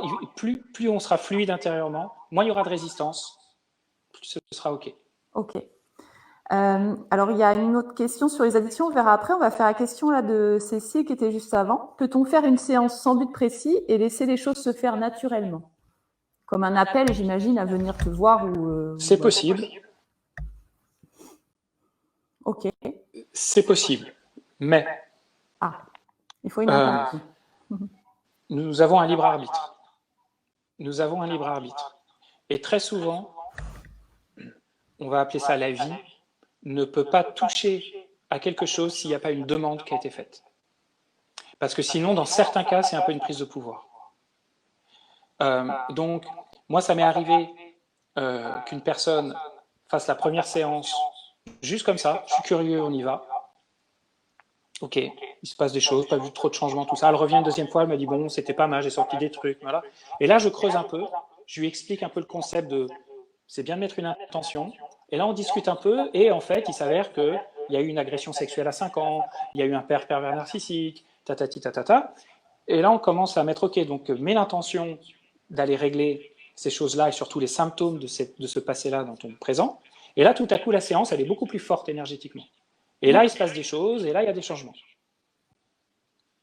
Ok, donc toi, tu conseilles qu'il y ait une intention un motif de Ouais, consultation, enfin, ouais, au qui est, maximum. ok, qui est un fil conducteur. Alors, là, c'est comme une question. Alors, je regarde juste le chat. À l'esprit, je me demande pourquoi je passe d'une addiction à l'autre. Est-ce pour pas voir la réalité? Je fais beaucoup de choses dans l'extrême. Ok. Bon, j'imagine qu'il faudrait peut-être plus de détails ou pas. Je sais pas pour toi. Alors, ça dépend des addictions à quoi. Par exemple, si c'est une addiction aux bonbons Haribo, c'est du sucre, c'est Ouais. probablement pour combler un manque affectif, un manque émotionnel. Maintenant, si c'est une addiction à l'alcool, c'est probablement un anesthésiant. Les gens qui ont des problèmes d'alcool, c'est des gens qui ne veulent pas sentir leur souffrance, et à travers l'alcool, ils se coupent de leurs sensations. C'est comme ça aussi pour beaucoup de drogues, ou alors pour s'évader, c'est une forme de fuite. Donc ça dépend de l'addiction à quoi, mais c'est pour ça que souvent, il y a des gens qui arrêtent une addiction et qui en font une autre, parce qu'en fait, il y a une racine qui n'a pas été réglée. Donc le corps, il utilise juste un autre moyen pour combler, pour combler le truc, en fait. D'accord. Il faut toujours aller à la racine. Pourquoi le corps a besoin de faire ça à la base? Et toi, tu dis parfois que, enfin, tu le dis bien que ce que tu fais peut régler beaucoup de choses, mais pas tout. Hein, donc, tu orientes les gens si besoin. Et donc là, dans ce que tu proposes, est-ce Bah, que justement les addictions font partie de ça? déjà, tout à fait. Ouais. Maintenant, j'ai pas tout fait. Ok. Donc il y a des choses qu'on m'a jamais présentées, donc je sais pas. Et puis, D'accord. je dis jamais aux gens, je vais vous régler ça, parce que j'en sais rien en fait. D'accord. C'est-à-dire que ça dépend tellement du degré de résistance de la personne, ça dépend de comment elle est prête, ça dépend si moi j'ai accès au truc totalement. Donc je sais une chose, c'est que si la personne est là devant moi pour une séance, c'est que son être, il est prêt à lâcher des trucs. Ok. Forcément, la vie l'a amené en face de moi parce que son être sait que je suis compatible pour lâcher, pour l'aider à avancer. Jusqu'où, j'en sais rien. D'accord. Là, il y a une autre question. L'addiction au tabac, ce serait quoi? Vu que tout à l'heure, tu as classifié un petit peu. Est-ce que l'addiction au tabac, tu sais d'où ça vient? Enfin, qu'est-ce que ça comble? Alors, le tabac en chamanisme, c'est, ça crée une verticalité. C'est une énergie Ah, masculine et alors peut-être que la personne qui a une addiction au tabac, ça peut être beaucoup de choses. Ça peut être, il y a un besoin d'ancrage, de verticalité, ça compense ça. Ça peut être euh, euh, euh, je discutais avec une personne aujourd'hui euh, sur euh, comment l'industrie du tabac a réussi à faire fumer les femmes au début du siècle dernier. Et en fait, ils ont fait une propagande en disant, grosso modo sur leur pub, si vous voulez être l'égal d'un homme, il faut fumer. Et ils mettaient une cigarette en forme... dans la symbolique, c'était avoir un pénis. ah oui. Et ça a bien marché, les femmes se sont mises à fumer. Donc, et surtout que c'était une époque où les femmes étaient très, très, très inférieures aux hommes et tout ça. Donc c'était un moyen, donc ils ont bien... alors est-ce qu'il reste de ça aussi? Est-ce qu'il y a un mimétisme avec les parents? Peut-être que la mère fumait beaucoup et il y a une osmose et peut-être que, ben voilà, donc comme elle fumait, il y a un mimétisme au niveau du comportement et arrêter de fumer, c'est peut-être trahir la mère ou se séparer de la mère ou ça, voilà, il peut y avoir ça. Donc c'est un peu du cas par cas en fait. Ça Ok. peut être, ça peut Ouais, être, ça peut être beaucoup de faut choses. affiner, j'imagine, le diagnostic et puis avoir l'anamnèse de la personne. Ouais, mais j'ai pas besoin de faire un diagnostic parce Ouais. que l'être va me donner. Dans l'arrêt de la cigarette, le plus important, c'est la motivation. Ouais. Ça, C'est pas comme l'héroïne ou tout ça où il y a une vraie addiction très puissante, où il y a un manque très très fort. Parce qu'il y a des gens, moi j'ai connu des gens qui fumaient 2 paquets par jour qui se sont arrêtés du jour au lendemain. ouais. Et il n'y a pas eu de problème plus que ça. Donc si eux sont capables de le faire, parce qu'ils étaient hyper alignés avec le truc, et il y a une décision profonde intérieure qui était faite, il n'y avait aucun problème. Les gens qui disent j'ai envie d'arrêter de fumer, oui, mais bon, une petite cigarette le samedi, c'est pas trop gênant après un verre de vin, un truc. Ces gens-là, la motivation, elle n'est pas là. Ouais. Donc, ce sera compliqué. Ok. Alors, on arrive dans quelques minutes, on va dire dans 10-15 minutes à la fin. Alors, je rappelle un petit peu ce à quoi sert cette émission. C'est une émission donc qui vous transporte et vous transforme, je l'espère. Je vous emmène dans mon univers, je vous emmène dans l'univers d'éveilleurs de conscience, de thérapeutes, d'hommes, de femmes, d'humains en fait, qui ont des regards ou des chemins différents, des regards en tout cas sur la transformation intérieure et aussi des méthodes, des outils. Donc moi j'aime bien aussi je me suis auto-proclamée ambassadrice du Nouveau Monde. Voilà. Alors, parce qu'il faut utiliser des mots pour tout ça. Moi, j'ai envie d'avoir ton regard aussi sur ce qu'on dit. Alors, on est dans l'ère du Verseau, qui est, enfin, réel en tout cas en termes d'astrologie, qui est une invitation à plus de spiritualité.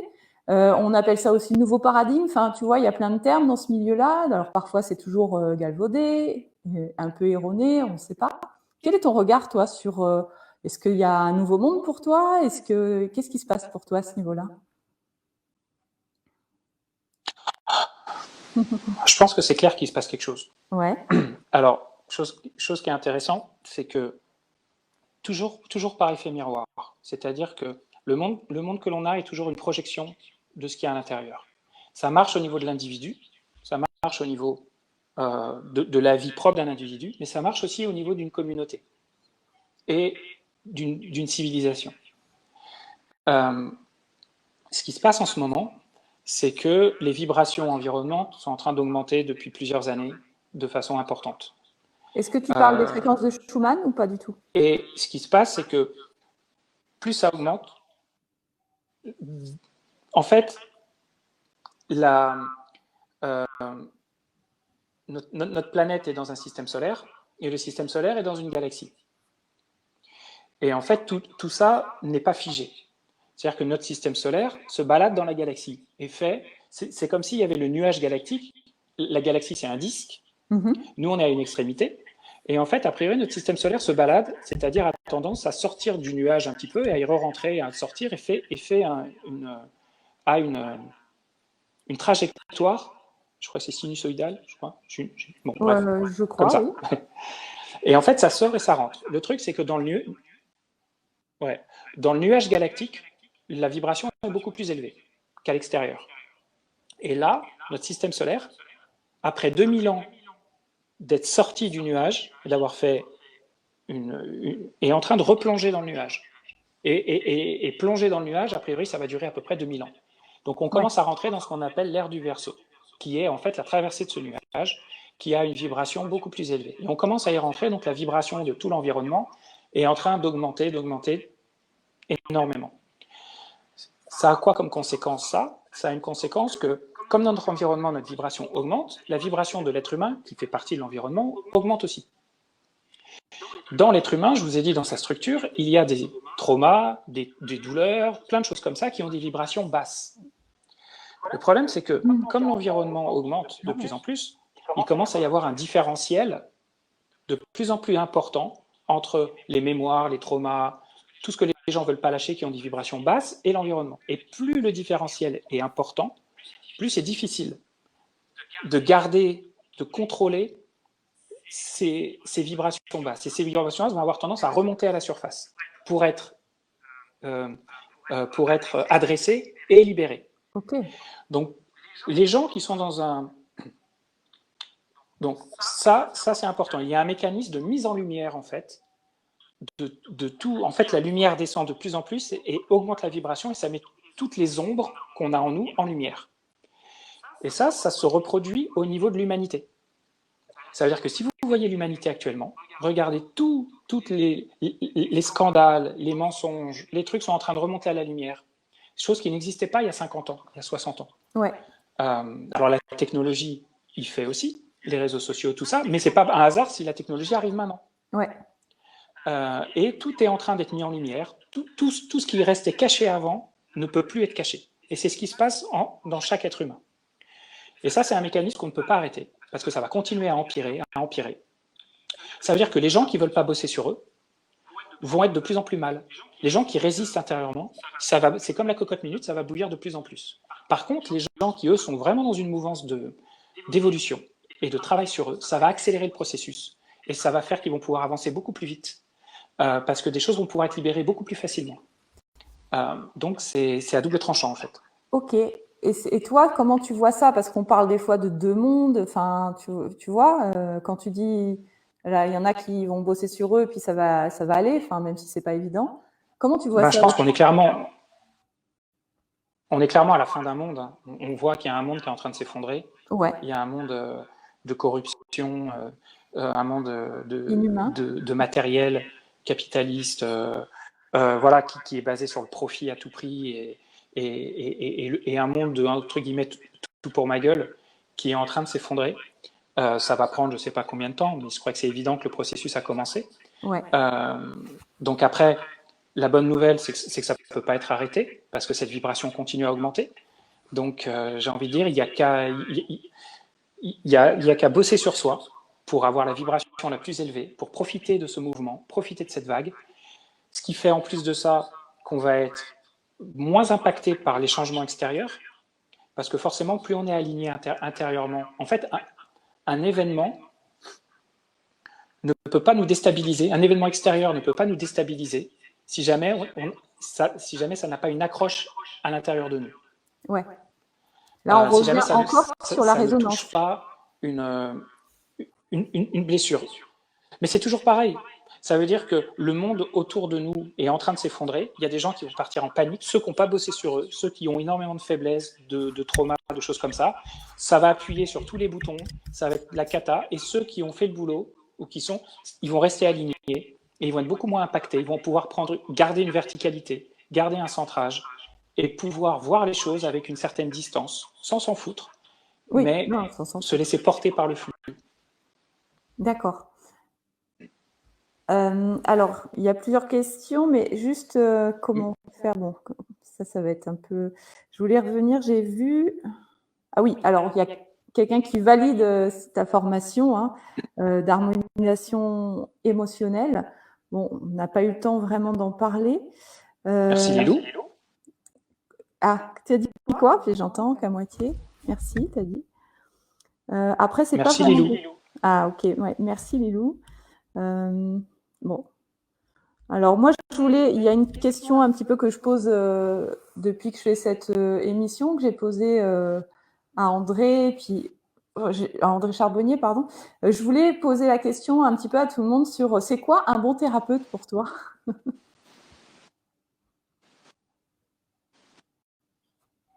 Thérapeute ou énergéticien. Euh,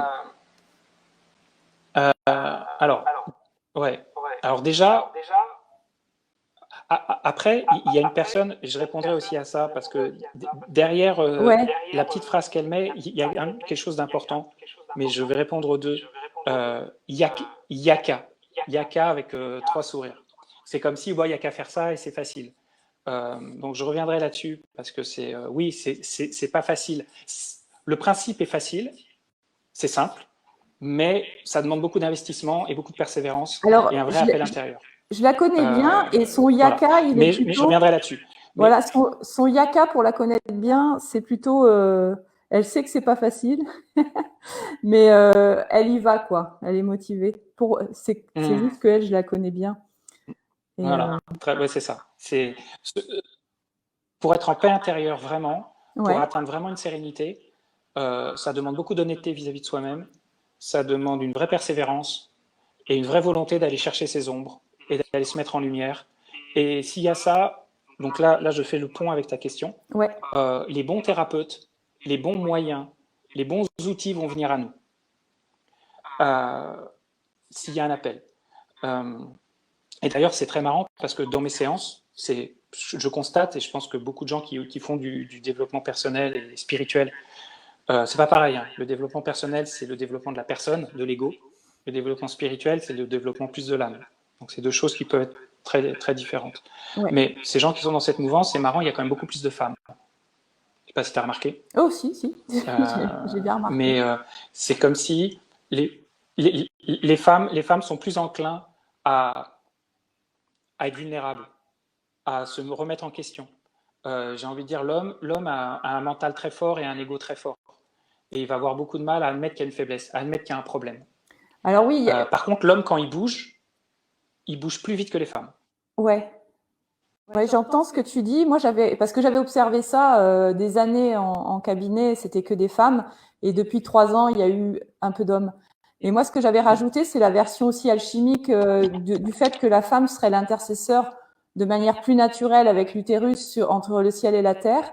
Et du coup, grâce à son travail, elle pouvait imprégner les autres, même si c'est bien que tout le monde aille travailler sur soi, mais dans sa famille, il y avait une répercussion en fait sur l'homme. Mais c'est vrai que pour avoir observé moins d'hommes, j'ai quand même vu, voilà, j'ai vu que chez l'homme, il y avait ce truc-là où ça va, le résultat n'est pas le même. En tout cas, je n'ai pas assez observé par contre sur les hommes, moi. Mais là, ils se réveillent beaucoup depuis 3 ans. Ah ouais, les hommes, ben, ils ont un peu pas le choix parce que comme les vibrations augmentent et que ceux qui résistent, ils en prennent plein la tête de plus en plus. Donc, et puis ça se démocratise quand même beaucoup. Et ben ça va. Donc pour moi, un bon thérapeute. Ouais, vas-y. Un bon thérapeute, déjà, on a toujours le thérapeute qu'on mérite. Toujours. Même un thérapeute qui va être malveillant, qui va être peu importe, c'est que ça faisait résonance avec quelque chose en nous. On a un truc à résoudre avec lui et on a un truc à résoudre avec le respect de soi-même. Donc on a toujours ce qu'on résout. Voilà. Et parfois ça prend la forme d'un thérapeute. Maintenant, on va dire qu'un bon thérapeute pour moi, c'est quelqu'un déjà qui ne va pas prendre le pouvoir et qui ne va pas utiliser sa position pour prendre le pouvoir sur la personne. Déjà. Après, dans bon thérapeute, on peut dire un thérapeute qui va pouvoir avoir accès à un maximum de choses. Pour moi, pour avoir accès à un maximum de choses, comme j'expliquais tout à l'heure, ça dépend de sa vibration. Si jamais vous avez une énorme magie noire qui vous pourrit la vie et que la magie noire, elle vibre à moins 50, si le thérapeute ne peut pas monter à plus 30, il n'y aura pas accès. Mais maintenant, on revient sur le fait que la vie, elle vous présente toujours la bonne personne au bon moment. Ouais. Donc, à un moment donné, vous aurez une solution et vous rencontrerez un thérapeute qui aura accès à votre problématique. Donc, pour moi, il n'y a pas de mauvais thérapeute. Ouais. Il n'y a que ce qu'on doit rencontrer. Du moment qu'il y a du respect et qu'il n'y a pas de prise de pouvoir, ben, si la vie vous amène... Mais voilà, vous rencontrez forcément une personne qui est juste pour vous, soit pour vous tester, soit pour vous apprendre quelque chose, soit pour vous libérer de quelque chose, soit pour les trois en même temps. D'accord. Alors, j'aime bien cette question du tout. Il n'y a pas de différence entre l'homme et la femme, vu qu'on est dans le tout. Oui, moi je suis pas ok. Je vais pas répondre à ça, mais je suis. Ben, on est dans le tout. En fait, c'est comme les gens qui disent le temps et l'espace n'existent pas. Ben, j'ai envie de dire oui et non. Ça veut dire que sur un certain plan, c'est vrai, mais dans la 3D où on a choisi de s'incarner, le temps et l'espace existent. Donc en fait, ça dépend où est-ce qu'on... Donc en fait, oui, on est dans le tout. Ok. Donc sur un certain plan, on fait tous un. Mais dans la 3D dans laquelle on a décidé de jouer ce jeu, c'est pas le cas. Ouais, je suis assez d'accord. D'une certaine manière. Donc, voilà. Et moi, j'aime bien aussi là-dedans, enfin, en fait, là, bon, j'interprète, parce que je sais pas ce qu'il veut vraiment dire par là, mais la différence, elle est belle aussi. En fait, dire les différences qu'il y a eu dans les décennies dernières, c'était peut-être pas terrible, les différences de salaire ou je ne sais quoi, ou les différences hommes-femmes. Mais moi, j'en vois, grâce à la médecine amérindienne, je vois maintenant la beauté de ce que peut amener la femme dans sa réceptivité, et puis la beauté de ce que peut amener l'homme aussi, voilà, dans sa masculinité, dans la virilité au bon sens du terme, pas le côté macho. Mais c'est ça, moi, que je vois dans la différence homme-femme pour mieux se réunir et ne faire qu'un peut-être et faire le tout après. Voilà, moi, j'ai vraiment ça qui me touche dernièrement, en fait. Ok, on arrive bientôt à la fin. Oui.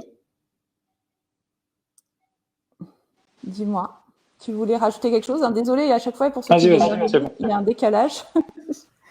Non, c'est bon. C'est bon parce qu'à chaque fois, je ne sais pas. Alors, je t'ai posé la question. Tu voulais sur l'harmonisation émotionnelle. Oui, quand même. Enfin, tu es formateur, donc tu as ramené cette, enfin, j'aime pas dire technique, ce chaudron alchimique, tu l'as ramené d'Australie. Tu en as fait quelque chose. Tu veux nous dire deux mots assez rapidement parce que il faut, ça dure pas trop longtemps. En fait, c'est ouais. Je vais J'ai essayer d'être rapide. Ouais, c'est vrai que c'est une technique très simple. ouais. Tout le monde peut le faire.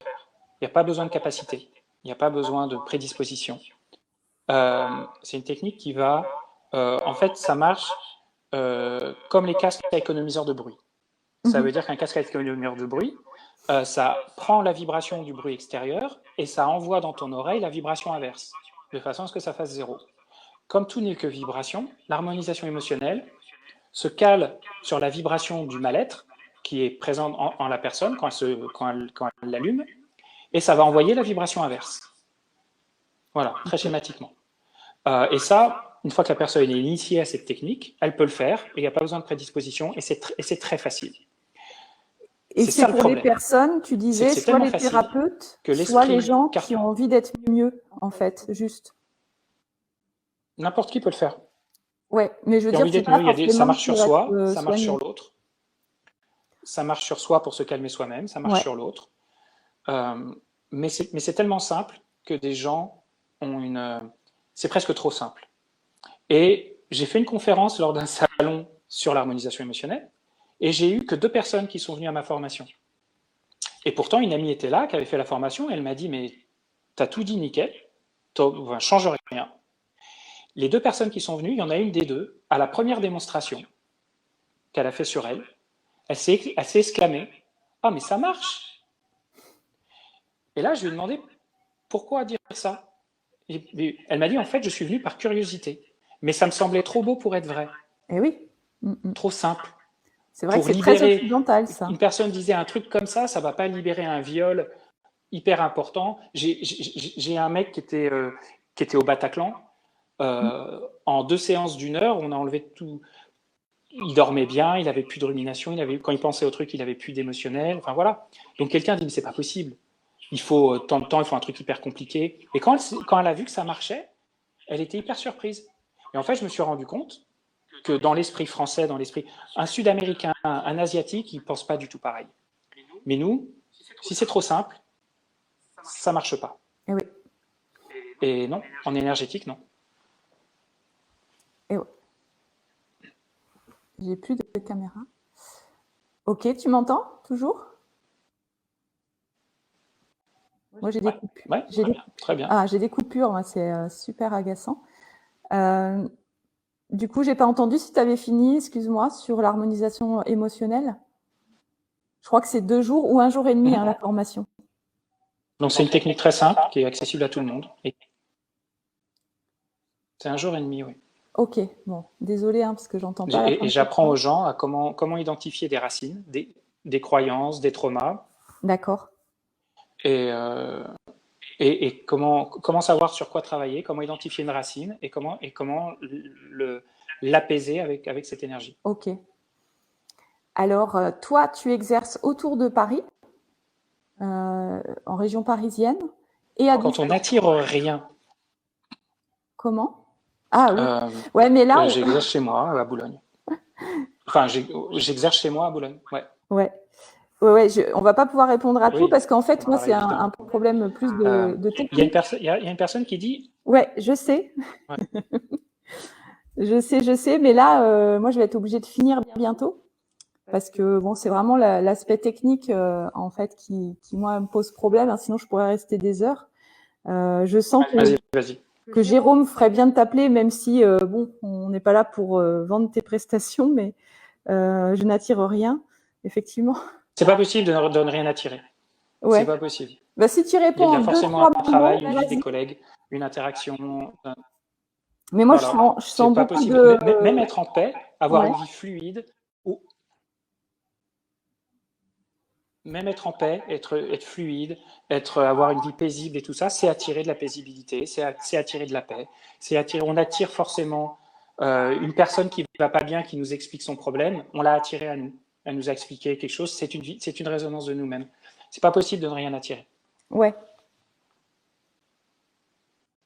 C'est ok, tu as fini? Ah, c'est super agaçant ce décalage quand même, hein. Je suis désolée, mais je sais pas si tu m'entends, si tu as fini.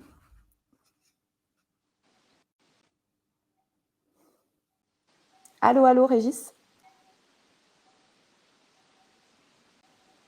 C'est bon. Ah. C'est bon, je t'entends, c'est bon.